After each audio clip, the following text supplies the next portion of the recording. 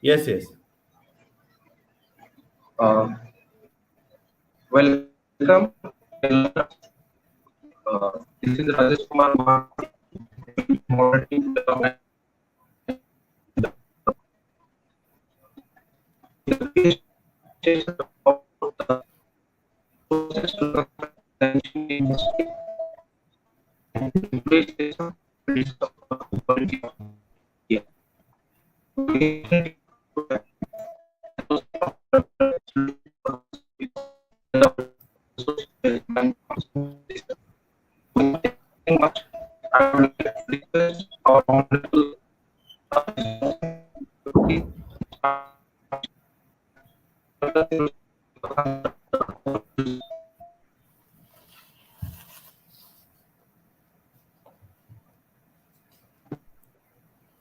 Hello.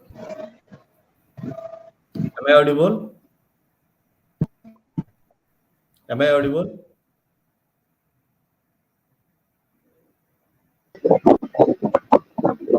Yes, sir. Audible, sir. Sir, audible, sir. Good evening, everybody.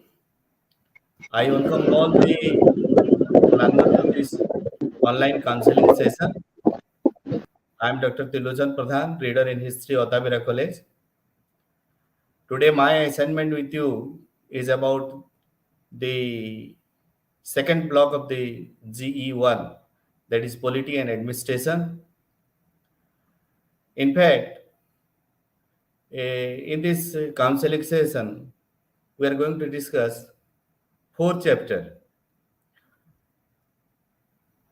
First one is the Mauryan Empire. Here we have to discuss the conquest and administration. Then the Gupta Society, land grants, peasantry, and beginning of the feudal society. Then chapter 3, the Gupta polity, conquest and administration. Then the fourth chapter, Harshavardhana. There we'll discuss about the achievements.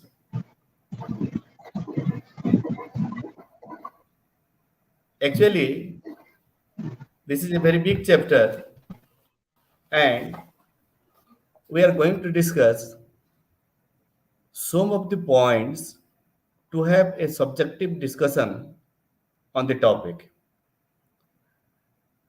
Now, I would like to request the learners to go through the SLM for objective preparation so far as their examination is concerned.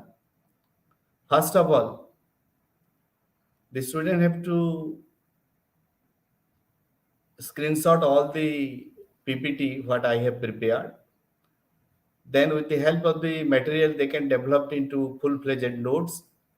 But the entire discussion is about subjective discussion of the topic.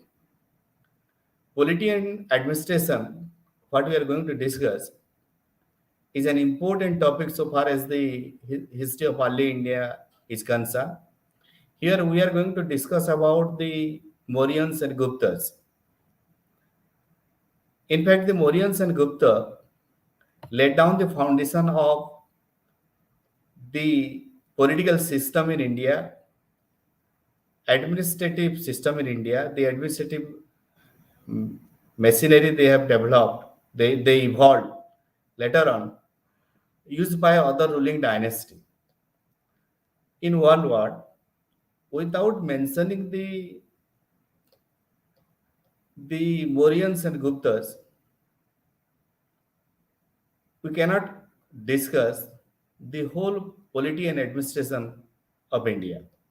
So this chapter may be an introductory chapter so far as the polity and administration of the early period of Indian history.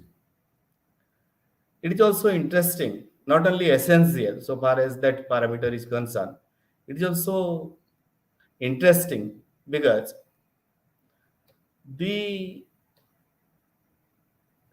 topic is reconstructed in a better way with the help of so many source materials. Source materials are abundant here to reconstruct the history of this particular aspect. Now, we'll discuss about the Mauryas. The Guptas and the Mauryans and the Guptas were two important ruling dynasties, and they contributed a lot to the making of Indian civilization. In their period, also we find a number of historical materials, literature, inscription, coins, so many source material. But with the help of those material, we can reconstruct the history of early India. That is why on that ground, this subject, the topic is important. It is also interesting so far as the varieties of information, historical information we are getting from this period. Anyhow,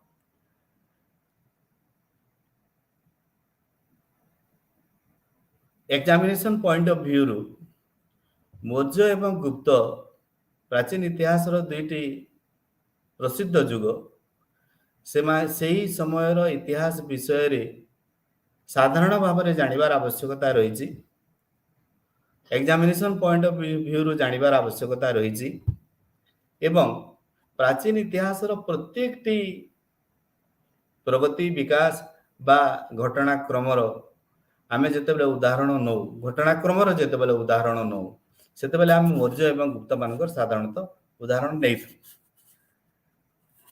Let us come to the Mauryan. The period of the Mauryan started from 322 BCE to 185 BCE. And the foundation of the Mauryan rule was not spontaneous.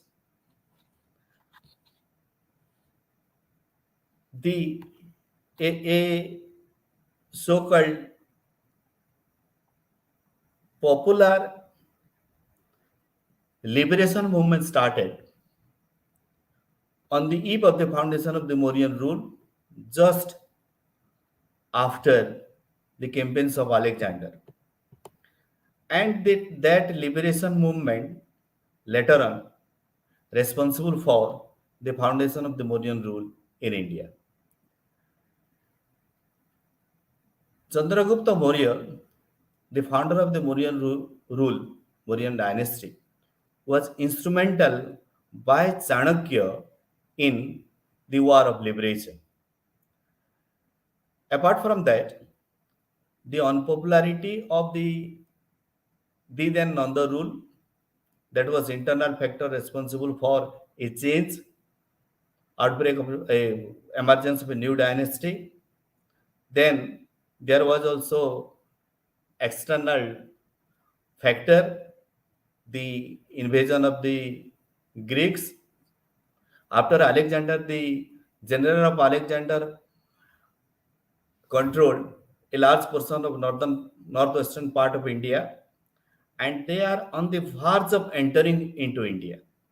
So Chanakya or Kautilya, a Brahmin scholar, a teacher of Takshashila University, started a movement to shape India. And finally, a powerful, illustrious dynasty founded in 322 BC, and Chandragupta Maurya became the founder of that dynasty. He founded the dynasty with the help of Kautilya. There are so many factors, there were so many information with regard to the origin of the Mauryas. Who were the Mauryas? Scholars believe that the Mauryas were associated with the Sakyas. At that time, they were known as Maurya. There is also another popular theory with regard to origin of the Mauryans, that is that the mother of Chandragupta Maurya was Mura. She was a concubine of the last Nanda king and offspring of that Lady Mura and last Nanda king, Chandragupta born. Finally, he founded the Mauryan dynasty. However, we cannot say certainly with regard to the origin of the Mauryans, but the Mauryan period was a glorious period in the history of India. There were three important rulers: Chandragupta Maurya, the founder of the dynasty, his son Bindusara, and grandson of Chandragupta Maurya, Ashoka. Chandragupta Maurya and Ashoka were two illustrious rulers of the dynasty. They were not only important so far as their dynasty is concerned, but also they dazzled the history of India in that particular time. Chandragupta Maurya was famous for his military organization. He was famous for unifying northern India. He consolidated his position by framing a sound administrative system. Then his grandson, another illustrious ruler of the dynasty Ashoka, was famous for his service to Buddhism. He was famous as the first ruler in the history of the world so far as the public welfare activities was concerned. He introduced a number of reforms. These reforms, these reforms aimed at spiritual and material welfare of the people. In one sentence, one can say that he was the first ruler in the history of world so far as that time is concerned, who started a subject-friendly rule.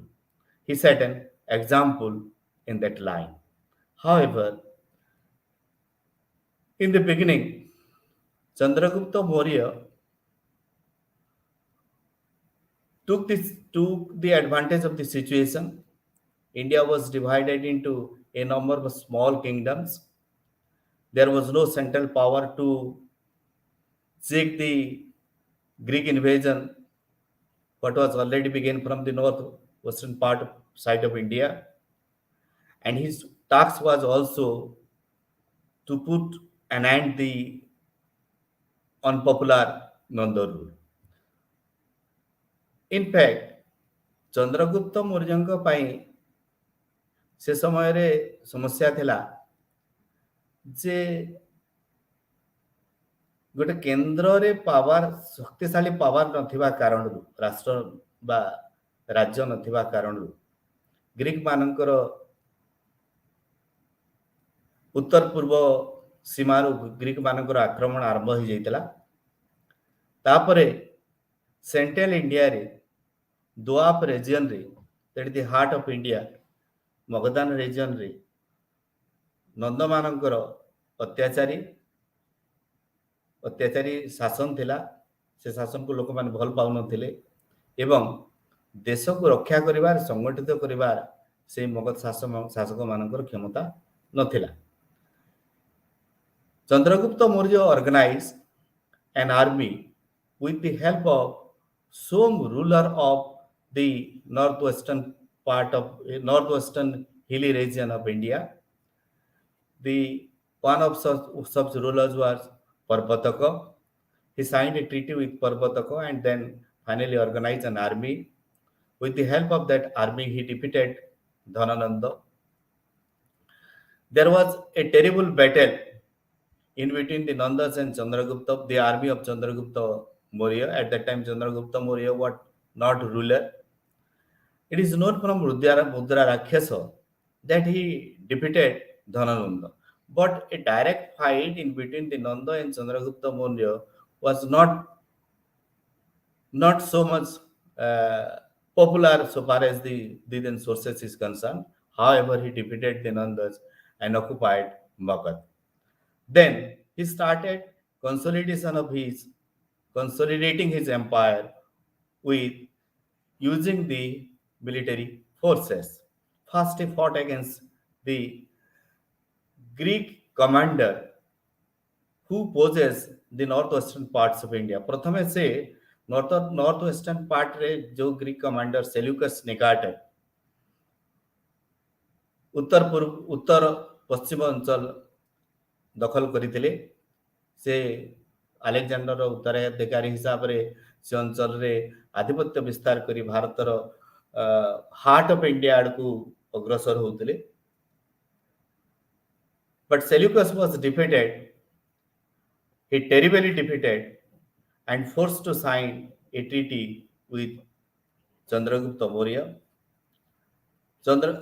In return, Chandragupta Maurya gave him 5,000 war elephants, and Seleucus Nicator agreed to leave the northwestern part of India. Finally, Chandragupta Maurya occupied Gandhara, Kabul, Herat, and Baluchistan.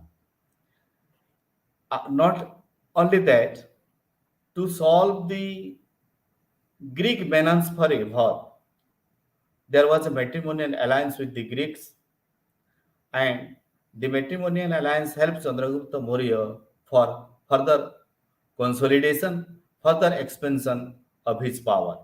Then Magadha, a powerful kingdom under Chandragupta Maurya, extended towards the northwestern part of India, and the Greeks were no more became enemy of India.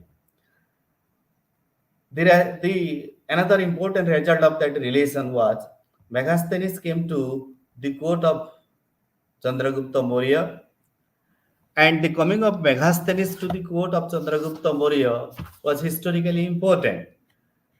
It was historically important for so many factors that it enhanced the historical material. Megasthenes came to the court of Chandragupta Maurya. He wrote an account about India. It was Indica. Indica bears valuable information on the city of Pataliputra, about the city of Pataliputra, the society and the society and economy of the then India. Then Chandragupta Maurya extended his territory up to Saurashtra in the west. Then he conquered Deccan and South India. But his conquest to the Deccan and South India was not free from doubt. All the sources is not agreed with the Mauryan expansion to Deccan and South India during the time of Chandragupta Maurya. Some sources are there, they differ in their information so far as the Mauryan occupation of that territory during that period. However, later on, Deccan and South India was occupied by the Mauryan. It was believed by some scholars. They have their opinion with the help of the information. However, Chandragupta Maurya was able to extend his empire. He achieved the political unification of India. He established his control over the political control over the whole of North India. He marched up to the border of Persia in the northwest. That means the northwestern frontiers of India, earlier what was under the control of the Greeks, became occupied by the Mauryans. And in the south, his territory of the Mauryans under Chandragupta extended up to the river Narmada. So, Chandragupta Maurya was not only the founder of the Mauryan Empire. Chandragupta Maurya achieved the political unification of northern India. That was his military credit. Then he successfully averted the Greek danger from the northwest part of India to Magadha and heart of India. So that territory free from Greek enemy. After him, the next ruler was Bindusara. Bindusara successfully devoted all his time so far as maintaining the consolidation work of the empire. ଯେଉଁ ବିରାଟ ସାମ୍ରାଜ୍ୟ ଚନ୍ଦ୍ରଗୁପ୍ତ ମୌର୍ଯ୍ୟଙ୍କ ସମୟରେ ସୃଷ୍ଟି ହେଇଥିଲା ତାର ସ୍ଥିତାବସ୍ଥାରେ ବିନ୍ଦୁସାରଙ୍କର ସମୟ କଟିଥିଲା. He successfully solved some internal rebellion. He protected the empire. Then the further conquest for the Mauryans, further conquest of the Mauryan Empire was the task of the grandson, became the task for his grandson Ashoka. Ashoka, the grandson of Chandragupta Maurya, coronated in 269 BC. After 8 years of elaborate preparation, he invaded Kalinga in 261 BC. The invasion of Kalinga by Ashoka was one of the most important events, not in the history of Magadh, but also in the history of Kalinga.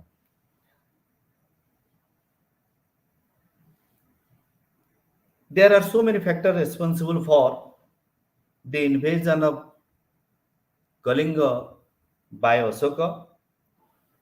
The first and foremost cause was the political one. Once upon a time, Kalinga was under the control of Magadh when the Nandas were ruling. So it was the policy of, it was the requirement of the policy of Digvijaya, the imperial policy of Magadh, to conquer Kalinga. And that time Kalinga was also a powerful kingdom having strong military base. Kalinga was famous for a strong navy. Kalinga was also important for his war elephants. So to satisfy the imperialist policy of Magadh, the conquest of Kalinga was a must for Ashoka.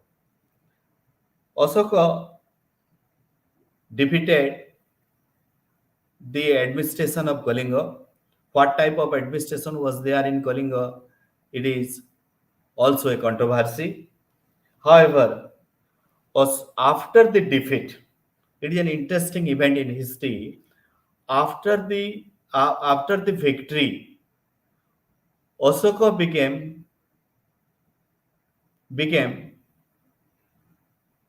a ruler who completely gave up the policy of war and conquest. He gave up the policy of imperialism.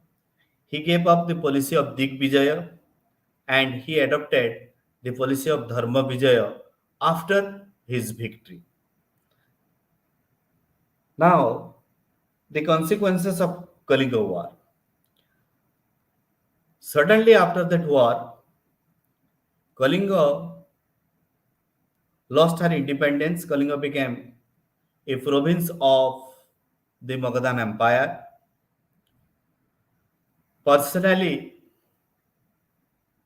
the Kalinga war had an important consequences for Ashoka. He converted to Buddhism.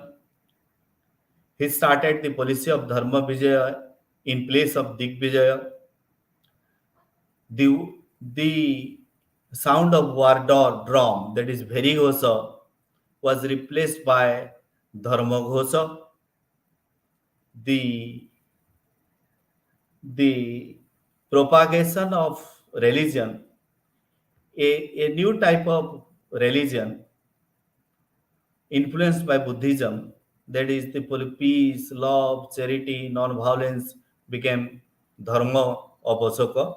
In place of Digvijaya, he started Dharma Vijaya. That is the personal uh, that is the personal thing for Asoka, but that became an important contribution, that became an important change so far as the history is concerned. He gave patronage to Buddhism. Buddhism became popular not only in India but also abroad because Asoka,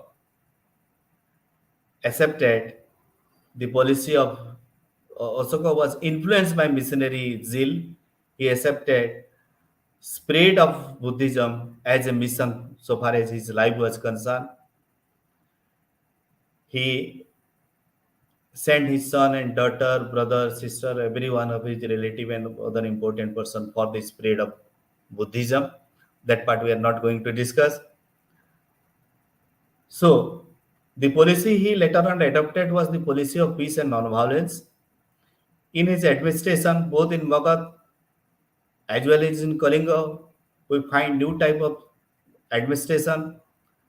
The administrative machinery was influenced by the principle of public welfare. Prosperity of the subject was the motto of the ruler. That was the change. So, the conquest of Kalinga by Asoka became one of the most important events in the history. Accordingly, the administrative machinery, what was designed by Chandragupta Maurya, was reformed by Asoka. Later on, it became more and more subject friendly. Kalinga ଯୁଦ୍ଧ ପରବର୍ତ୍ତୀ ସମୟରେ ମୌର୍ଯ୍ୟ ପରବର୍ତ୍ତୀ ସମୟରେ ମୌର୍ଯ୍ୟମାନଙ୍କର ଶାସନ ବ୍ୟବସ୍ଥାରେ ବିରାଟ ପରିବର୍ତ୍ତନ ଆସିଲା ଯେ subject friendly peoples friendly administration ଶାସନ ବ୍ୟବସ୍ଥା ଆରମ୍ଭ ହେଲା ଅଶୋକ appointed ଧର୍ମ ମହାପାତ୍ରସ୍ and others to look after the spiritual and material welfare of the people. That is the first of its kinds in the history of what ପୃଥିବୀ ଇତିହାସରେ ଏମିତି କୌଣସି ସେହି ସମୟରେ ଏମିତି କୌଣସି ଶାସକ ନାହାନ୍ତି ଯେ ଲୋକମାନଙ୍କର ଆଧ୍ୟାତ୍ମିକ ଏବଂ ନୈତିକତାର ବିକାଶ ପାଇଁ ଗୋଟେ ଅଫିସର ଆପଏଣ୍ଟମେଣ୍ଟ ଦେଇଥିବେ ସେହି ଅଫିସର ଲୋକମାନଙ୍କର ସଲଭେସନ ପାଇଁ ମୋକ୍ଷ ପାଇଁ କାମ କରୁଥିବ ପିସ୍ ନନ୍ ଭାଓଲେନ୍ସ ଚେରିଟିର କଥା ବୁଝୁଥିବ ତ ସବଜେକ୍ଟ ଫ୍ରେଣ୍ଡଲି ଆଡମିନିଷ୍ଟ୍ରେସନ ପାଇଁ ଯାହା ଯାହା ଆବଶ୍ୟକ ସଂସ୍କାର କାର୍ଯ୍ୟକ୍ରମ ଶାସନଗତ ସଂସ୍କାର କାର୍ଯ୍ୟକ୍ରମ ଥିଲା ସେ କଳିଙ୍ଗ ଯୁଦ୍ଧ ପରେ ଅଶୋକ ଗ୍ରହଣ କରିଥିଲେ Now, so far as our syllabus is concerned, we have to discuss about the Mauryan administration. The objective of the Mauryan administration was to achieve efficiency, consolidation of the newly created empire, and that administration what was started by Chandragupta Maurya was very elaborate. The administrative machinery was sound, and the system of administration what he introduced was meant for consolidation and effective administration. To sustain, it was to make his rule sustainable. ତାଙ୍କର ଶାସନର ସ୍ଥିତାବସ୍ଥା ପାଇଁ ସ୍ଥିରତା ପାଇଁ ଦୃଢ଼ତା ପାଇଁ ସେ ଏକ ଦୃଢ଼ ଏବଂ ଦକ୍ଷ ଶାସନ ପ୍ରଣାଳୀ ଆରମ୍ଭ କରିଥିଲେ and the entire administrative system was on the basis of the prescription found in the Arthashastra written by Kautilya or Chanakya. It is said that being the prime minister of Chandragupta Maurya, the writer of Arthashastra enumerated the different machinery of administration, the different parameters of administration. It is known to us from Indica, Arthashastra, and Rock Edict of Asoka. So, in one sentence, The parameter of administrative machinery of the Mauryans is prescribed in the Arthashastra. It is on the line of Arthashastra. The administrative mechanism was organized.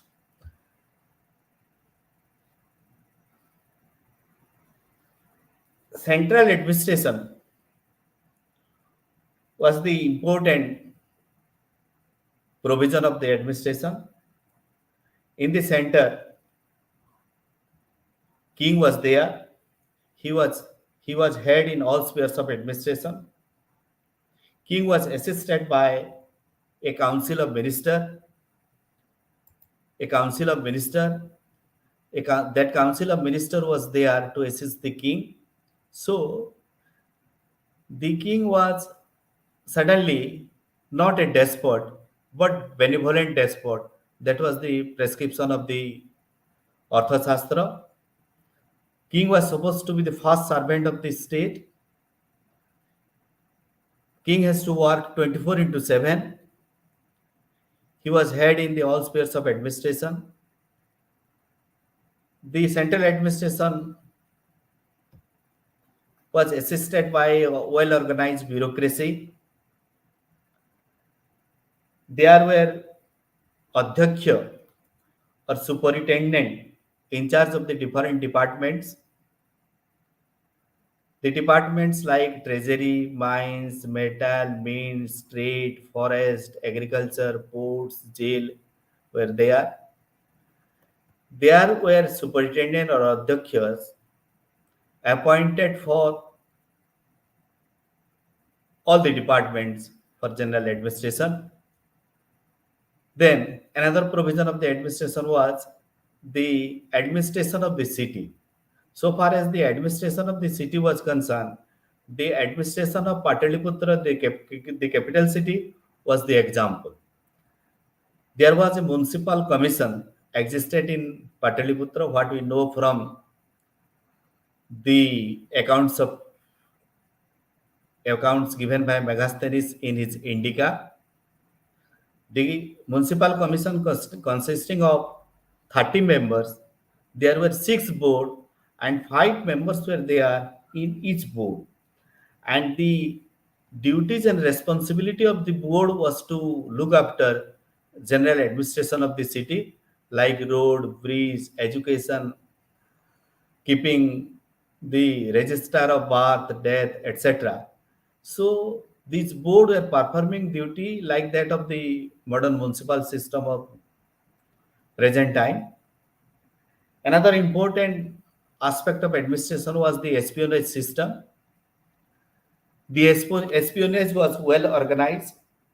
The responsibility of the espionage, it was a spy system. It Guptachar bahini gote thile. Guptachar bahini ro କାର୍ଯ୍ୟ ଥିଲା ଯେ ସରକାର ରାଜାଙ୍କ ବିଷୟରେ ସେମାନେ report collection କରିକିରି ସେ report ଆଡମିନିଷ୍ଟ୍ରେସନକୁ ରାଜାଙ୍କୁ ପଠେଇବେ. And in that way, the administration was aware about all happenings of the empire through that espionage system. ସାମ୍ରାଜ୍ୟର କୋଣ ଅନୁକୋଣରେ ଯାହା ବି ଘଟଣା ଘଟୁଥିଲା ପ୍ରତ୍ୟେକ ଘଟଣା ଶାସନ ଜାଣିପାରୁଥିଲା ଏସ୍ପିଓନେଜ ଦ୍ୱାରା ଏବଂ ସେଇ ଏସ୍ପିଓନେଜ ମୌର୍ଯ୍ୟ ଶାସନର ଦୃଢ଼ତା ପାଇଁ ସଠିକ ଭାବରେ କାର୍ଯ୍ୟ କରିପାରିଥିଲା. ତାର ଚମତ୍କାର ରେଜଲ୍ଟସ ଥିଲା. ତାପରେ provincial administration. The provincial administration was headed by a provincial governor known as Amatya. Generally, these Amatya, head of the provincial governor, were appointed from the princess of royal blood, a person of the royal blood. That means ସାମ୍ରାଜ୍ୟର ସେହି ବଂଶର ଜଣେ ପ୍ରତିନିଧି ସାଧାରଣ ଭାବରେ province ମାନଙ୍କର governor ହଉଥିଲେ. Ashok was also before being the ruler in 269 BC, he was also a governor. He was governor in Taxila.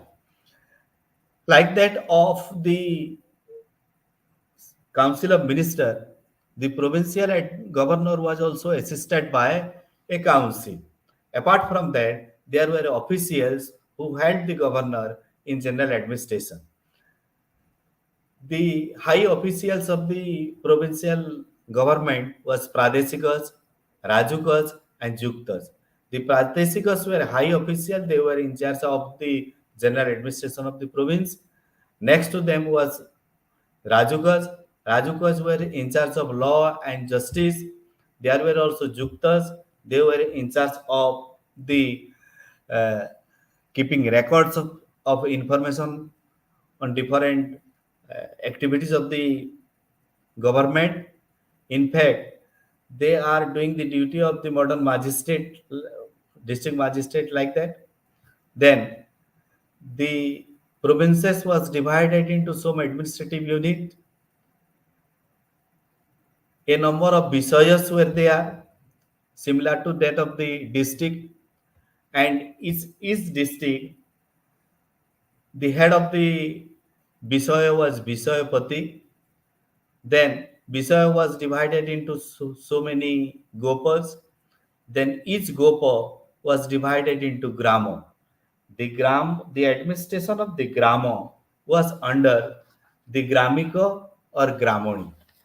So in such a way, there were administrative units, and it is interesting to note that there were council in each administrative units to support the head of that particular unit. It is said that a particular type of local self-government was working under Chandragupta Maurya, and the best example was the municipal government or the municipal commission working in the cities. And the most important example of the municipal government was the municipality administration of the capital Pataliputra, as referred in the Indica. Anyhow, then another important administrative organization was the military organization. King was head in the military.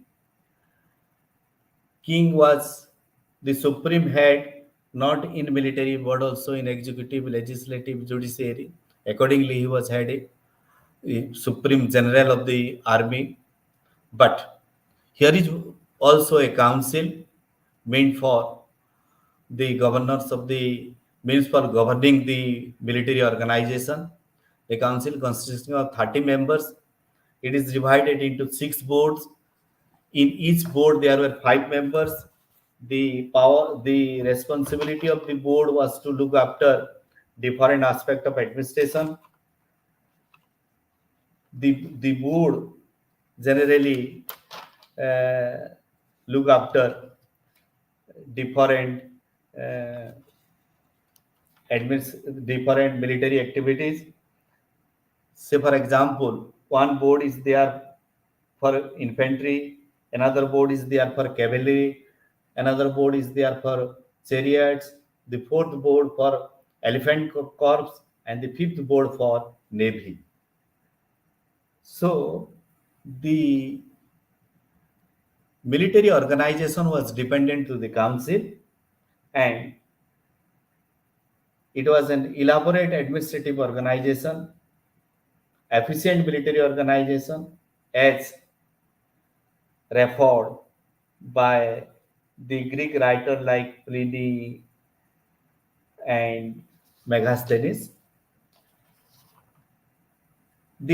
Apart from that, one thing we have to remember, that the Council of Ministers is helped and assisted by Purohita, Senapati, and Juvaraj. In different layers of administration, that Purohita, Senapati, and Juvaraj were performing the duty of the supervisor to supervise different administrative work. Then the revenue administration, the land tax was the most main source of income of the state, and the land tax was from 1/6 to 1/4 of the produce of the land. Apart from the land tax, different other type of taxes were collected. The toll tax, octroi tax, fine from the judiciary and other activities, fine from the wine shops, toll on ferries and bridges, taxes on liquor shop, and another important income of the state was tribute given by dependent kings to the government. Then irrigation. Irrigation was a regular department. So it suggested that the Mauryan government was interested for agricultural development of the state. Then another important department was public works. The works department was an important department for which the Mauryan administration earned popularity. The construction of road, bridge, running of hospitals,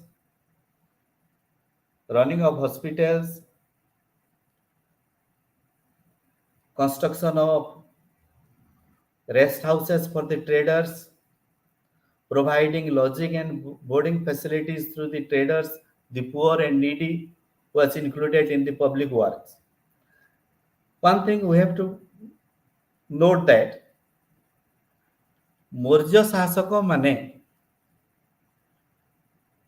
तांकर welfare activities पाई प्रसिद्ध थिले. There was provision for the rest houses for the traders, for the general peoples, साधारण लोक मानक पाई schools, educational institutions, market, drinking water facility एवं other facility for public utility was there. So the Mauryan administration was famous, earned fame and popularity so far as the welfare activity was considered. And the for welfare activities, the enlightened Mauryan ruler were very active. शासक माने साधारणतः enlightened थिले एवं जनहितकर कार्य सेमानकर प्रगाढ़ इच्छा विश्वास थिला एवं संपृक्ति थिला. Then the judicial administration. Judiciary was well organized. There were special tribunals. Tribunals were headed by Mahamatras and Rajukas. Apart from the tribunals, there were courts. Courts were divided into two parts, the civil courts, Dharmasthiya, and the Kantaka Sodhana, that is the criminal court. So, two type of courts existed for administration of justice. Then the second chapter. It is about the Gupta polity, conquest, and administration. It is a very long chapter, and we are discussing some important development so far as the conquest under the Guptas was concerned. Let us take the example of three rulers, because we will find generally we find question on the military achievements of the ruler. से for example आम जो मौर्य युग विषय आलोचना कले साधारणतः आमको प्रश्न आसीपे जे the military achievements of Chandragupta Maurya, the invasion of Kalinga by Ashoka. So it is our task to understand the military conquest achieved by that particular dynasty under a particular ruler. Here, let us take the example of three rulers so far as the Guptas were concerned. Chandragupta first. Chandragupta first was the first ruler of the Gupta dynasty. He was the real founder of the Gupta dynasty because he was the ruler who for the first time adopted the title of Maharaja de Raja and Samrat. Because before that, the Guptas had no elaborate military conquest. Military conquest or the military success was first achieved by Chandragupta first. For that, for his military conquest, he may be considered as the real founder of the Gupta dynasty. That means the newly established Gupta rule was consolidated by Chandragupta first. The second important ruler was Samudragupta. He was famous for his expansion. Then the third ruler, so far as the first, second, third list, so far as the conquest is concerned, the third important ruler, so far as the Gupta conquest is concerned, was Chandragupta II. Chandragupta II was important for his consolidation work. During his time, there was danger to India from the northwestern region. In the northwestern region, the Sakas were ruling. In the western region, there were the Nagas and the Bakatakas, south and Deccan. Chandragupta Maurya successfully defeated the Sakas with the help of the Nagas and Bakatakas. He made matrimonial alliance with the Nagas and Bakatakas and defeated the Sakas. So, the external danger from the northwest was closed, permanently averted by Chandragupta II, and that is why he had the title of Sakari, one who destroyed the Sakas, means Sakaris. Then, the most important in the list, there were three, but the most important military expansion under the Guptas were conducted by Samudragupta. The military campaigns of Samudragupta is known from Allahabad Pillar inscription. It is known from the other sources also. Allahabad Pillar inscription is the most important source which gives us information about the campaigns of Samudragupta.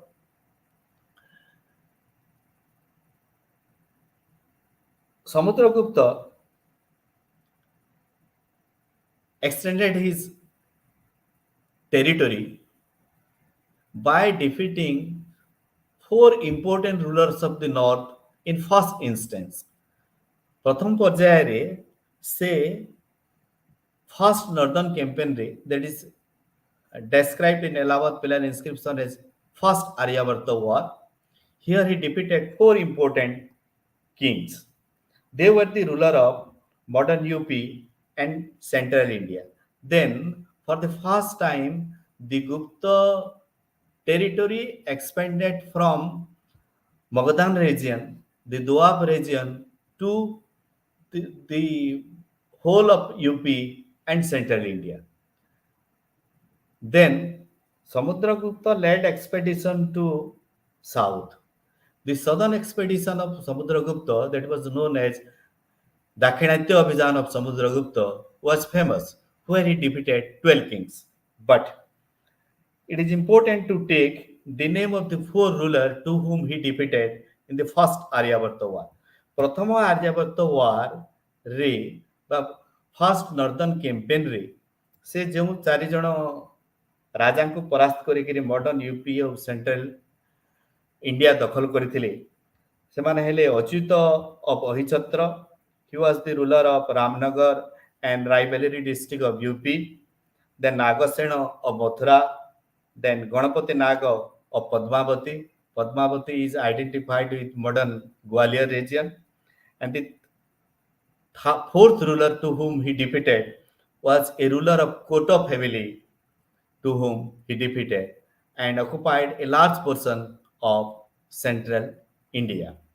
Then his second important campaign was Dakshinatya Abhijan, or the southern campaigns, where he defeated 12 kings. It is interesting to note that in his southern campaigns, he followed the policy of Dharma Vijaya. That means he adopted a different type of policy in Dakshinatya Abhijan while dealing with the defeated ruler. While dealing with the defeated ruler, he followed different type of policy. That is why his campaigns is described as Dharma Vijaya. What is that? That he followed the policy of Grahana, Moksha, and Anugraha. First, he annexed their territories, then he liberated them, and then he allowed them to rule by showing their allegiance to the Gupta rule. That was his policy. So his southern campaign was important because of his policy of Grahana, Moksha, and Anugraha. It was applied to the 12 kings to whom he defeated in the southern campaigns. Among the 12, 6 rulers belonged to Western Odisha and South Odisha, and other 6 rulers belonged to Andhra country. A list of 12 kings to whom he defeated was very much found in our study material. We are not going to uh, taking the names of all the 12 rulers. Then his second northern campaign. Second northern campaign, Dutiya Aryabharta War. In the second Aryabharta War,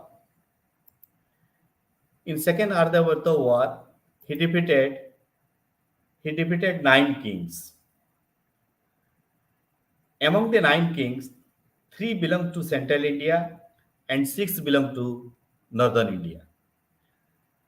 Now, his other campaigns. Apart from his 3 major campaigns, the first Aryabharta War, the southern campaigns, where he defeated 12 kings, he followed the policy of Dharma Vijaya, and the third one, the second Aryabharta War. Apart from these 3 major campaigns, he had also other campaigns. First, he defeated the Attabira, ruler of the Attabira state, ruler of the forest kingdoms.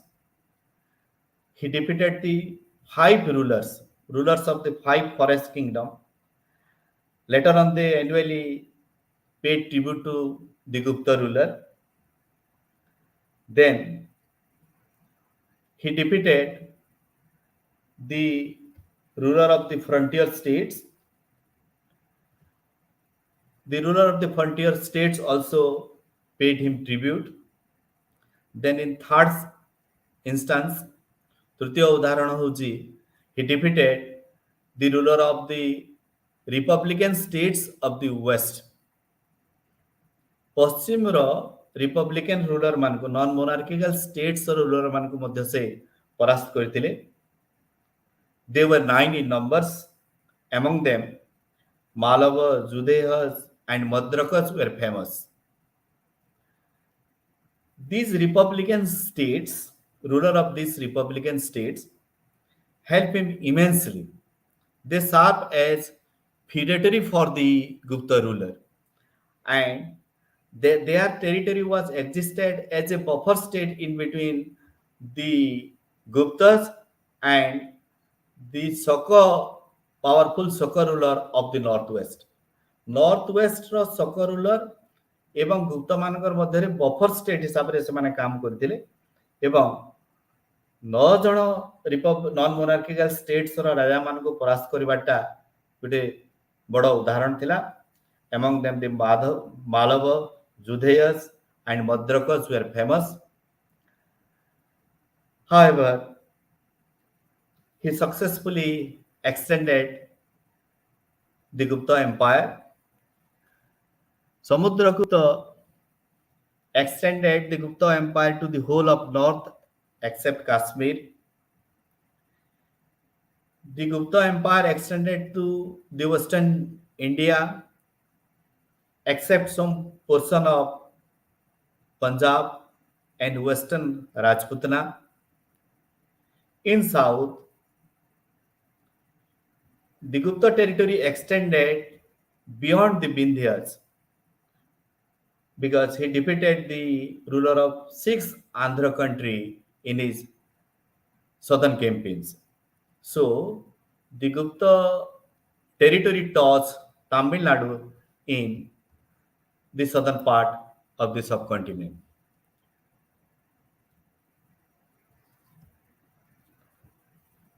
But one thing is very important to note that the Gupta political influence extended to the whole of the subcontinent. The ruler of the distant land, like the ruler of Ceylon and the ruler of the colonies of Southeast Asia, also subjugated before the Gupta ruler. It is known from the Ashwamedha sacrifices what he performed. V. S. Smith, as European scholar, describe him as Indian Napoleon due to his campaign, due to his successful campaigns. Then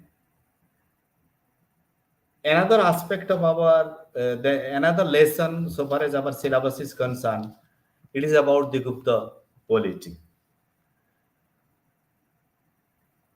Gupta Empire was divided into so many distinct administrative areas, and the Gupta administrative machinery was not similar throughout the Gupta Empire. The division suggested it. Let us take the name of the division. Territories under direct control of the monarch, Gupta monarch. It is the first type of territories. The territory directly controlled by the Gupta monarch. Gupta शासन प्रत्यक्ष भाव में गुप्ता राजा माने जो अंचल को शासन करते सेटा होची first category. A large portion of the Gupta Empire included in it. Then the feudatory states. The ruler of the feudatory state were independent, but they had their allegiance, political allegiance to the Gupta monarch. The third type of Gupta territory, where the Gupta administration was implemented, was the territory of the subordinate kings. The subordinate kings who were under the Gupta ruler. The ruler were independent, but the Gupta pattern of administration was accepted by them. That type of territory we have in the then Odisha also. That is why we have a chapter in the regional history, that is the Gupta rule in Odisha. Though the Guptas were not directly ruling, but the Gupta political influence was there. The ruler of the then Odisha accepted the Gupta pattern of administration. And the fifth type of territory was the frontier state. They were also buffer state, paying tribute to the Guptas. Here is the example of Malava, Judehas, Arjuna, Kakas, etc. The 9 rulers to whom he defeated in the northwest. They were non-monarchical state, but they accepted allegiance of the Guptas and regularly paying taxes to the Gupta monarch. So, in all the territories, the Gupta pattern of administrations was adopted. So, very roughly speaking, tentatively speaking, the Gupta system of administration was there throughout the subcontinent of India. Then, the nature of the Gupta administration. It is essential to understand the nature of the Gupta administration. The Gupta kingship was hereditary. They had title like Maharaj Adhiraja, Chakravartin, Parama Bhattaraka. ଗୁପ୍ତ ଶାସନ ବ୍ୟବସ୍ଥାକୁ ବୁଝିବା ପାଇଁ ସେମାନଙ୍କର nature of administration ତା ବୁଝିବାର ଆବଶ୍ୟକତା ରହିଛି. What is that? It was an administrative system believing in the principle of hereditary kingship. ବଂଶାନୁଗତ ରାଜତନ୍ତ୍ର ଥିଲା. They believe in divine origin theory of kingship. Divine origin theory of kingship ସେମାନେ କୁ ଆଧାର କରିଥିଲେ ତାଙ୍କର ଶାସନ ବ୍ୟବସ୍ଥାରେ. As if they are representative of the people, representative of God on the earth to govern the people. Then the third nature, so far as the Gupta polity was concerned, they accepted most of the point of the Mauryan rule and some point of the Kushanas. The public welfare activities, the organized bureaucracy of the Gupta administration was the replica of the Mauryan administration. Maurya ଶାସନ ବ୍ୟବସ୍ଥାର ପ୍ରତିଫଳନରେ ଅନୁକରଣରେ ଗୁପ୍ତ ଶାସନର ଯୋଉ ବିଭାଗଟା ପ୍ରଭାବିତ ହେଇଥିଲା ସେଟା ହଉଛି ସେଇ ବ୍ୟୁରୋକ୍ରେସି ଆଉ ପବ୍ଲିକ ୱେଲଫେୟାର ଆକ୍ଟିଭିଟିଜ. ଦେନ୍ କୁଷାଣ ମାନଙ୍କର ଷ୍ଟେଟ କ୍ରାଫ୍ଟର ଯୋଉଟା ଗୁପ୍ତ ଶାସନ ବ୍ୟବସ୍ଥାକୁ ପ୍ରଭାବିତ କରିଥିଲା ସେଟା ହଉଛି ଦି ଫ୍ୟୁଡାଟରୀ ସିଷ୍ଟମ. ସେ ଯୋଉ ରାଜା ମାନଙ୍କୁ ସେମାନେ ପରାସ୍ତ କରିଥିଲେ ସେମାନଙ୍କୁ ଯୋଉ ବଫର ଷ୍ଟେଟର ମାନ୍ୟତା ଦେଇଥିଲେ, ସବରେଟ ରୁଲରର ମାନ୍ୟତା ଦେଇଥିଲେ, ସେମାନେ ଯୋଉ ଟ୍ରିବ୍ୟୁଟ ପେ କରୁଥିଲେ ସେଇଟା ହଉଛି one type of Kusana model. Anyhow, the central administration was assisted by a council of ministers. There were important ministers like foreign minister handling the foreign policy. Say for example, the writer of Allahabad Pillar inscription Harisena was war and peace minister of Samudragupta. Sandhi Vigrahaka. Then another important department was the finance department. Then Department of Justice.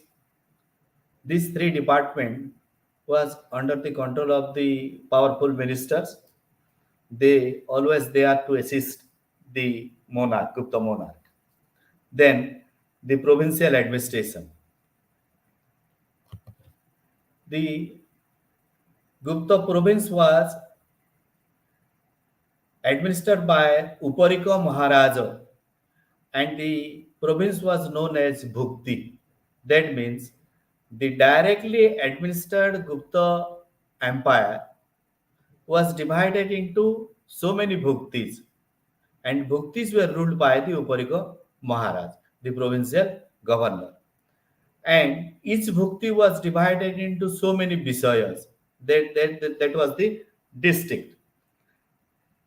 And the district or Visaya was administered by the Visayapati. Visayapati was the head of the district. There were well organized bureaucracy, official system like bureaucracy or officers like that of the Mauryans in all level of administration, in central level, in district level, in central level, then in provincial level, then in district level, then in the bottom unit of administration, that is the village level. In the central level, there were officials like Mahasenapati. They were under the king so far as the military administration was concerned. Like that of the high officials in the provinces like Agraharika. Agraharika were officials in charge of charity. There were also officials like Karnikov, both in provincial level and district level. They were the register. They were the registrar. They were keeping records of everything. Then in the district level, there were efficient officers like that of district magistrate of the modern times. They were Guptas, Ayuktas, and Niyuktas. The high officials of the districts, Guptas, Ayuktas, and Niyuktas.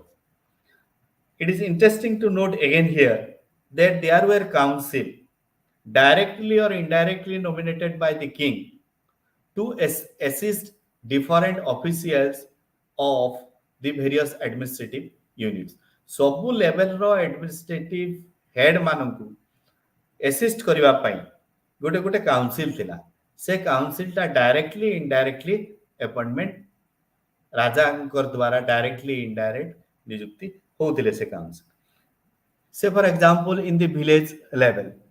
In the village level, Gramiko was there as the head of the village, but he was assisted by a village panchayat. A gram panchayat consisting of few members were there who assisted the Gramikas. Then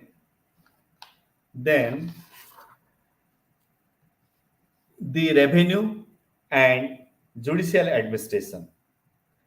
The revenue and judicial administration of the Guptas were popular and well organized like that of the Mauryans as well. The revenue and judicial administration was also efficient and well organized due to the enlightened monarchs. The Gupta administrative system was not in formative stage. It was in the evolved stage. So, the revenue administration and judicial administration was well organized. At the same time, the rulers were also enlightened monarch. Apart from that, there were shastras, niti shastras, a number of rule regulations written in different scriptures and records to assist the officials. So the Gupta had a sound administrative system in their period.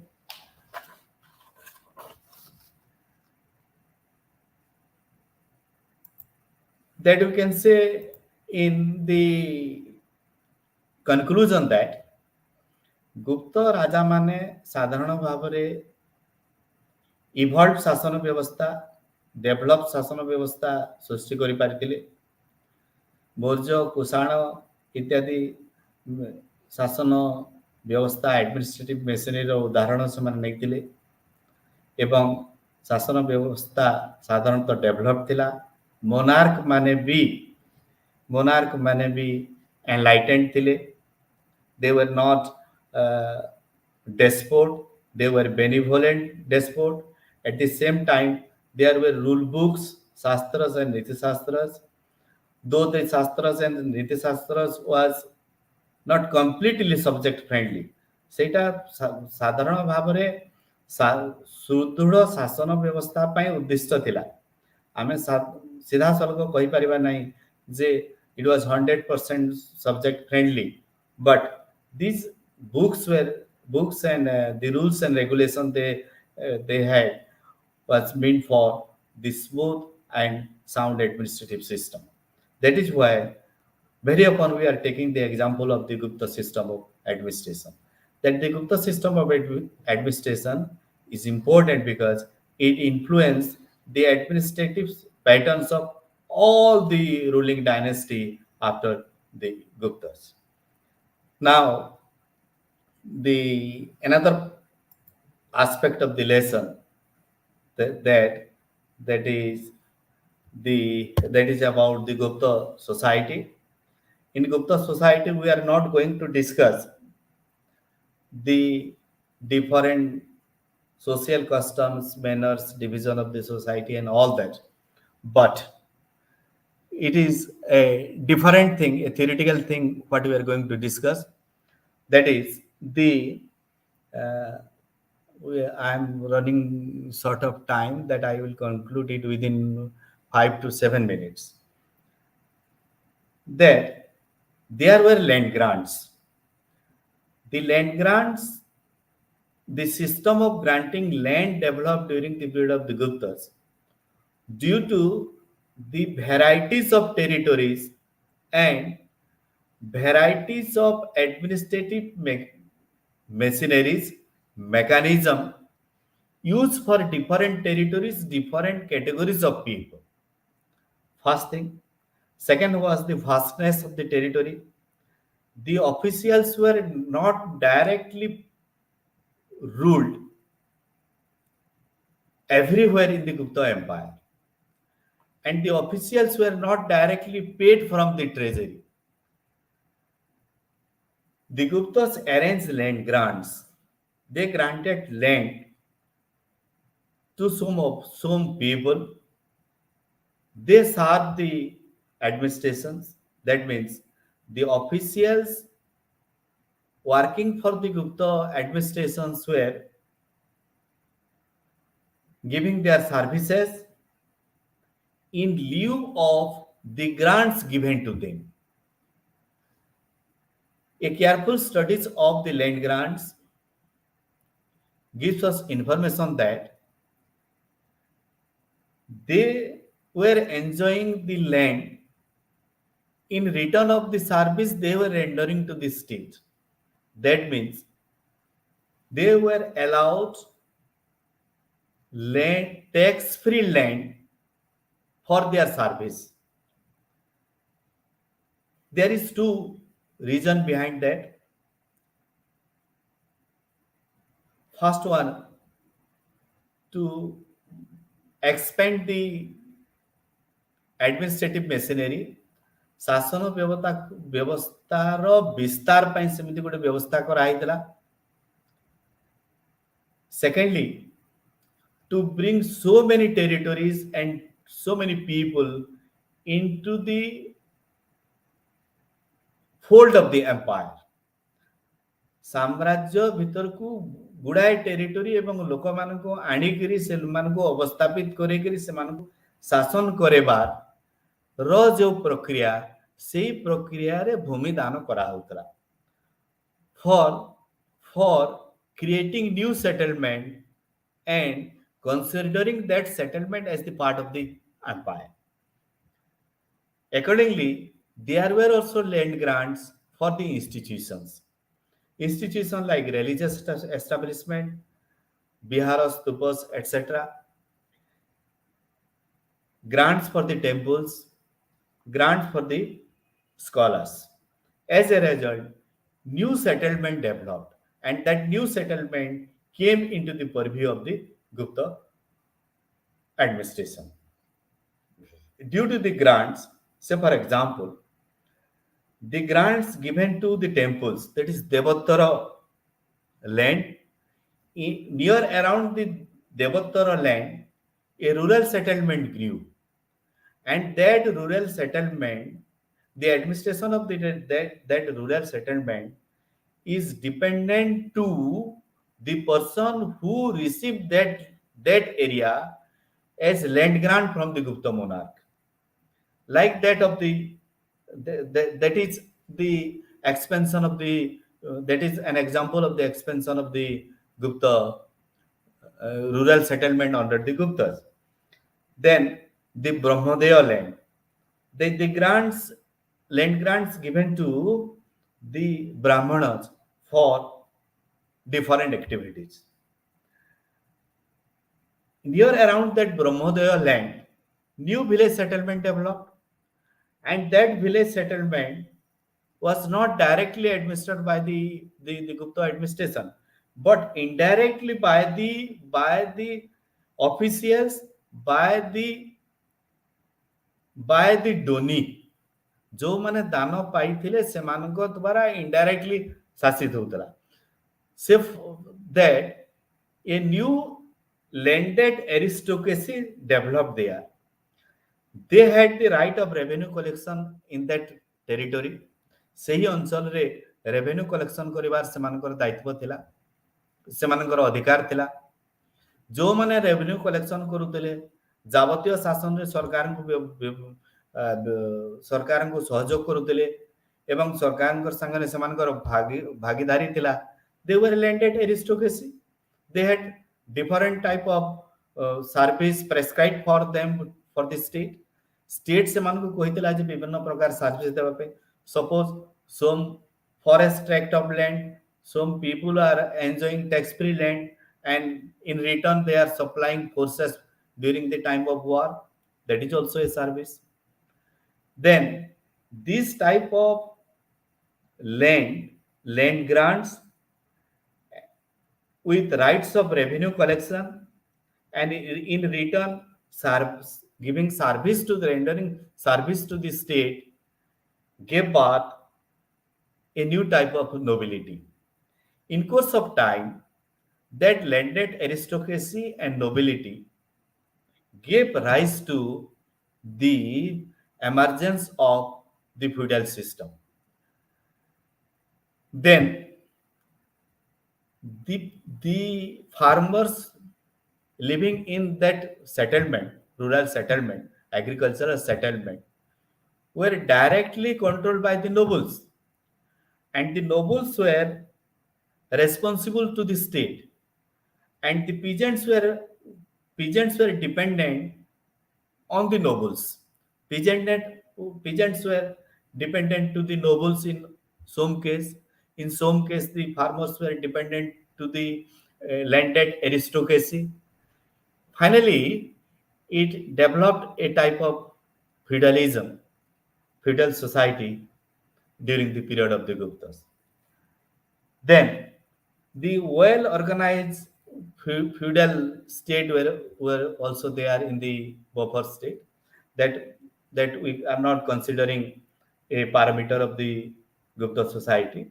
So, the peasantry, landed nobility, and their relation became a new socio-economic system that may be a parameter for Indian feudalism.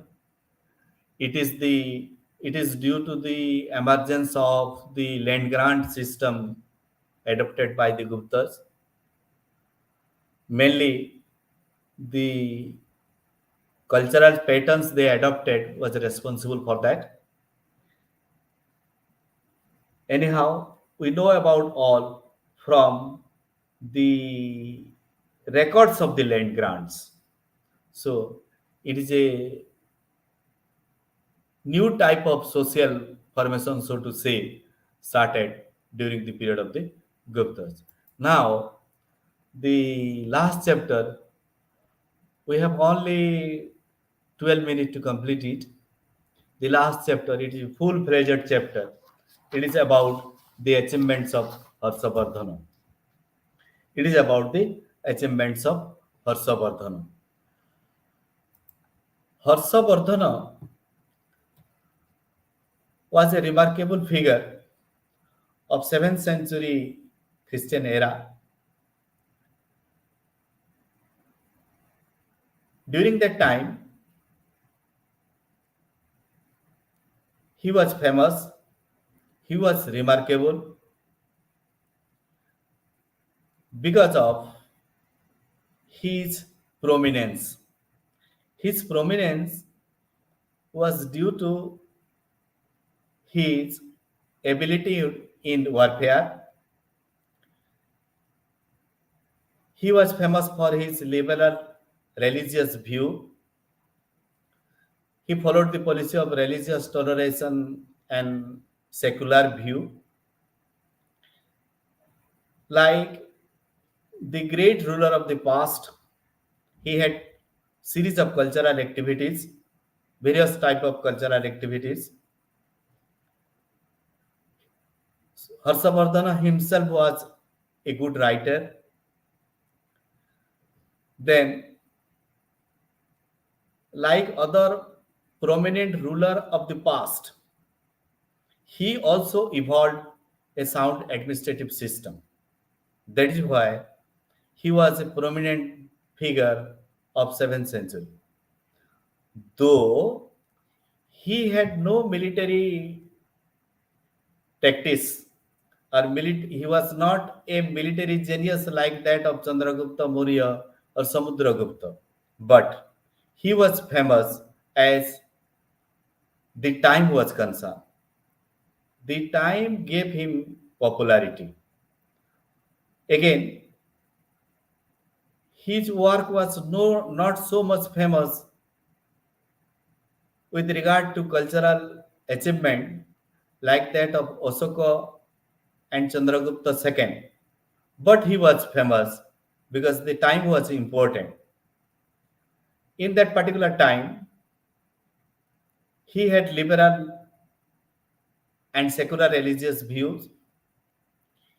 He worked hard for the cultural development at the time. He gave patronage to the scholars, writers. That is why he became famous. So, in his achievements, we have to judge all these parameters. এই ସବୁ ପାରାମିଟରକୁ ଅନୁଧ୍ୟାନ କରିକିରି ଆମେ ତାଙ୍କର କୃତିତ୍ୱ ବିଷୟରେ ଆଲୋଚନା କରିପାରିବା. Then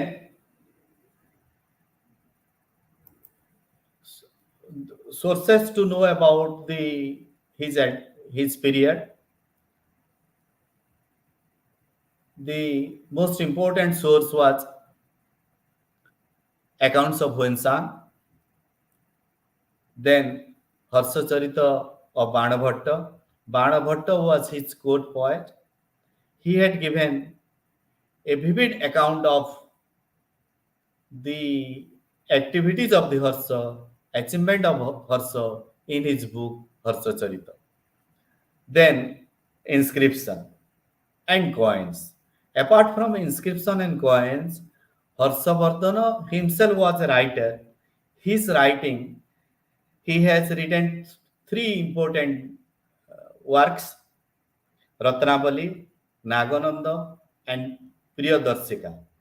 This work of Harsavardhana also gives us information about history of that time, achievements of Harsavardhana, we know from this writing. Let us come to the inscription. Madhuban plates, Sonpat plates, Banskera inscription are important source of epigraphical inscription to know about Harsavardhana. Apart from that, the Nalanda seal and Aihole cave inscription of Pulakesin II. Chalukya king Pulakesin II was contemporary of Harsavardhana. His inscription also throw light on the history of 7th century, history of Harsavardhana. Apart from that, the coins. The coin what the ruler of the then time, including Harsavardhana, issued. It gives us information about the society and economy of the then time. Then, Harsavardhana was a military genius and a good military organizer. When he came to the throne, he has certain important tasks. And to perform that tasks, there was a necessity of military tactics. And he successfully used his power to solve all his problems. In the beginning, he made military alliance with Bhaskara Varma, a ruler of Assam. With his help, he recovered his sister. Then his military skill and organizational capacity helped him to merge Thanespur. his kingdom and the Konos the kingdom of his sister. So it was his military capacity and his political capacity that made him all these facts is corroborated by the accounts of Wensan that being a ruler of small states, he achieved political unification of northern India due to his successful military campaigns. Then he prepared himself for elaborate military conquest.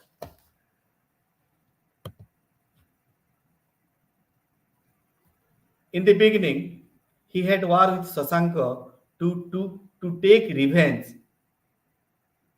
against the injustice done to his brother-in-law and sister. He defeated him. But the danger from Bengal, Sasanka was the ruler of Gouda, Bengal, was still continuing. Then he conquered Vallabhi by defeating the ruler of Vallabhi, Dhruvasena II. Then he fought with uh, Chalukya king Pulokesin II, but the war between Harsha and Pulokesin II, what was fought around 635 CE, was undecisive. However, river Narmada became boundary line between the kingdom of Harsha and Pulokesin II. It is said that he led an expedition to Sindh, Kashmir, and Nepal. But how far he was successful in that conquest, it is not completely known. But the complete subjugation of Harshavardhana, so far as that territory was concerned, it is not beyond doubt. So, few sources is against that particular success. But Harsha Charita and others says that he conquered Sindh, Kashmir, Nepal, and his territory extended to whole of northern India in the Himalayan region. Then he also successfully campaigned against the kingdom of Gangoda and Ganjam that he occupied a large portion of Orissa for a temporary period. Now the territorial extent of Harshavardhana, he conquered, he had successfully established his rule in Thaneshwar, Kanauj, Prayag, Ahichatra, Sravasti, Magadha, and part of Orissa. That means his territory in the north extended from Kashmir to Vindhya. River Narmada was boundary line in the south, and in the east, his territory extended up to Kamrup. So he was a successful military organizer. Now the another important achievement of Harsha was his religion. He followed the policy of religious toleration. He followed the policy of religious toleration. He worshipped Shiva, Surya, and later on he accepted Buddhism. He worked hard for the spread of Mahayana form of Buddhism. On the lines of Buddhism, he prohibited the killing of animals. He constructed monasteries, hospitals, stupas, a number of rest houses for the monks. He organized a number of assembly for the Buddhists. The notable religious achievements of Harshavardhana was the Prayag assembly. It was meant for the worship of Buddha, Shiva, and Surya. In the session of the assembly, he gifted valuable gifts to the poor and needy. It is known that he gave a number of precious gifts to the Buddhist monks, like abundant clothes, precious metal, gold, silvers, and all that to the Buddhist monks. Then, then Harshavardhana was a pattern of art and culture. He patronized scholar Banabhatta, wrote Harsacharita and Kadambari during in his court. In his court was also attended by scholars like Jayasena, Divakara, Matanga, Bhartuhari. Harisana himself, Harsavardhana himself was also a writer. Apart from that, he was a builder. He constructed many rest houses, monasteries, and other buildings for the monks and the Brahmanas. He was a patron of Nalanda University. Apart from that, Harsavardhana was a good administrator. His government was famous as an ideal government because he gave importance to the welfare of the people. Welfare of the people was his uh, main objective. Then he was successfully run an efficient government like that of the Mauryans and the Guptas. He was successful in sending a mission to China as well. So far as the foreign policy was concerned, Harshavardhana was also successful. In the last, within 2 minutes, let us have an estimate of Harshavardhana. To write all these things with regard to his achievement, an estimate is essential. What is that? He assumed the title of Parama Bhattaraka Maharaja de Raja. It proved his military genius and powerful organization. He was an efficient administrator. Both civil and judicial administration was watermark in his period.